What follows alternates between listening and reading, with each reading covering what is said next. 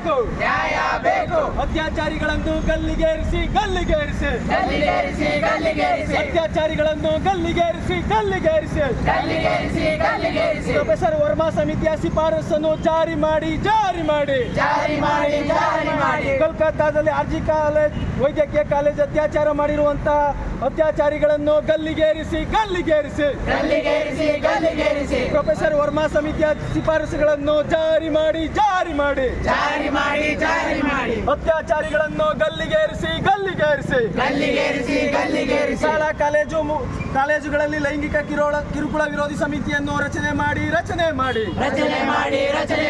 ಬೇಕೇ ಬೇಕು, ನ್ಯಾಯ ಬೇಕು, ಬೇಕೇ ಬೇಕು. ನ್ಯಾಯ ಬೇಕು. ಶಾಲಾ ಮಕ್ಕಳನ್ನು ಅತ್ಯಾಚಾರ ಮಾಡುತ್ತಿರುವಂತಹ ಅತ್ಯಾಚಾರಿಗಳನ್ನು ಗಲ್ಲಿಗೇರಿಸಿ ಗಲ್ಲಿಗೇರಿಸಿ ಗಲ್ಲಿಗೇರಿಸಿ ಗಲ್ಲಿಗೇರಿಸಿ ಪ್ರೊಫೆಸರ್ ವರ್ಮಾ ಸಮಿತಿಯ ಶಿಫಾರಸುಗಳನ್ನು ಜಾರಿ ಮಾಡಿ ಜಾರಿ ಮಾಡಿ ಜಾರಿ ಮಾಡಿ ಜಾರಿ ಮಾಡಿ. ಬೇಕೇ ಬೇಕು, ನ್ಯಾಯ ಬೇಕು, ಬೇಕೇ ಬೇಕು. ನ್ಯಾಯ ಬೇಕು. ಇವತ್ತು ಭಾರತ ವಿದ್ಯಾರ್ಥಿ ಫೆಡರೇಷನ್ ಮೈಸೂರು ಜಿಲ್ಲಾ ಸಮಿತಿಯಿಂದ ಇವತ್ತು ಮೈಸೂರು ಹಳೆ DC ಕಚೇರಿ ಎದುರು ಇವತ್ತು ಪ್ರತಿಭಟನೆಯನ್ನ ಮಾಡ್ತಾ ಇದ್ದೀವಿ. ನಾವು ಮಾಡ್ತಾ ಇರುವಂತಹ ಪ್ರತಿಭಟನೆ ಏನಕ್ಕೆ ಅಂತಂದ್ರೆ, ಇವತ್ತಿನ ದಿನಗಳಲ್ಲಿ ಮಕ್ಕಳ ಮೇಲೆ, ಮಹಿಳೆಯರ ಮೇಲೆ, ವಿದ್ಯಾರ್ಥಿನಿಯರ ಮೇಲೆ ಅತಿಯಾದಂತ ಅತ್ಯಾಚಾರ ಪ್ರಕರಣಗಳು ವರದಿ ಆಗ್ತವೆ. ಆ ವರದಿಯನ್ನ ತಕ್ಷಣ ಇವತ್ತು ಸರ್ಕಾರಗಳು ಅತ್ಯಾಚಾರ ನಡೆದಿರುವಂತ ವಿದ್ಯಾರ್ಥಿಗಳು, ಮಕ್ಕಳು, ಅವರುಗಳ ಮೇಲೆ ನಡೆದಿರುವಂತಹ ಪ್ರಕರಣಗಳನ್ನು ಗಂಭೀರವಾಗಿ ಪರಿಗಣಿಸಿ 90 ದಿನಗಳಲ್ಲಿ ವಿಚಾರಣೆಯನ್ನ ಮುಗಿಸಿ ಅವರಿಗೆ ಗಲ್ಲಿಗೇರಿಸುವಂತದನ್ನ ಆಗ್ಬೇಕು. ಮತ್ತೆ ಪ್ರೊಫೆಸರ್ ವರ್ಮಾ ಸಮಿತಿಯಲ್ಲಿ ಹೇಳಿರುವಂತೆ ಆ ಶಿಫಾರಸನ್ನು ಇವತ್ತು ಜಾರಿಗೊಳಿಸಬೇಕಾಗಿದೆ.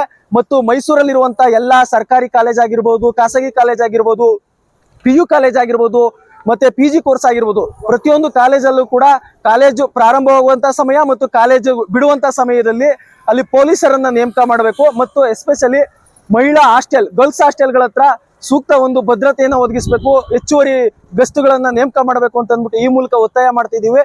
ಮತ್ತು ಈ ಒಂದು ಪ್ರಕರಣ ಇವತ್ತು ದೇಶಾದ್ಯಂತ ಪ್ರತಿದಿನ ಕೂಡ ಅತ್ಯಾಚಾರಗಳು ಆಗ್ತಾ ಇರುವಂತದ್ದು ಬೆಳಕಿಗೆ ಬರ್ತಾ ಇದೆ. ಬಿಹಾರದಲ್ಲಿ ದಲಿತ 14 ವರ್ಷದ ದಲಿತ ವಿದ್ಯಾರ್ಥಿನಿಗೆ ಅತ್ಯಾಚಾರ ಆಯಿತು. ಅದೇ ರೀತಿ ಮೊನ್ನೆ ಬೆಂಗಳೂರಿನಲ್ಲಿ HSR ಲೇಔಟ್ ನಲ್ಲಿ ಡ್ರಾಪ್ ಕೇಳಿದಂತ ಒಂದು ವಿದ್ಯಾರ್ಥಿಯ ಮೇಲೆ ಅತ್ಯಾಚಾರ ಆಯಿತು. ಈ ರೀತಿ ಮುಂದಿನ ದಿನಗಳಲ್ಲಿ ಮೈಸೂರಲ್ಲಿ ಮರುಕಳಿಸಬಾರದು ಅನ್ನೋ ಒಂದು ಕಾರಣಕ್ಕೋಸ್ಕರ ಇವತ್ತು ರಾಜ್ಯ ಸರ್ಕಾರ ರಾಜ್ಯದಲ್ಲಿ ಗಂಭೀರವಾಗಿ ಈ ಒಂದು ಪ್ರಕರಣವನ್ನ ಗಂಭೀರವಾಗಿ ತೆಗೆದುಕೊಂಡು ಮಹಿಳೆಯರ ಮತ್ತು ಮಕ್ಕಳ ಒಂದು ಹಿತಾಸಕ್ತಿಯನ್ನ ಕಾಪಾಡಬೇಕು. ಮತ್ತು ಪ್ರತಿಯೊಂದು ಕಾಲೇಜುಗಳಲ್ಲೂ ಕೂಡ ಲೈಂಗಿಕ ಕಿರುಕುಳ ವಿರೋಧ ಸಮಿತಿಯನ್ನ ರಚನೆ ಮಾಡಬೇಕು.